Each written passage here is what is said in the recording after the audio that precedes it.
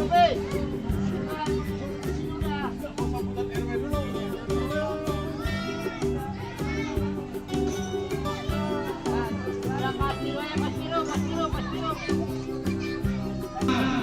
orang yang beriman dan kita orang yang bertakwa.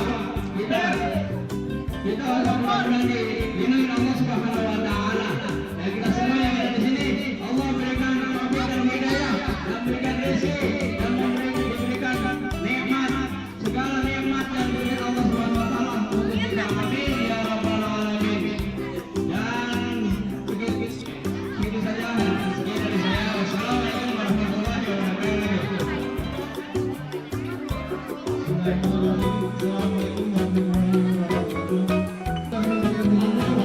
Dan lebih baik daripada Allah dan juga mulia.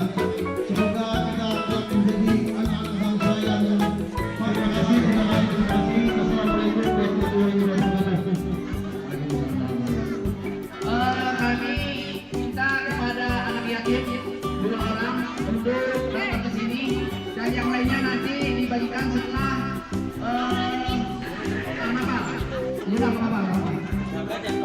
Bagas, satu saudara anak kita Bagas Putra, ya silakan.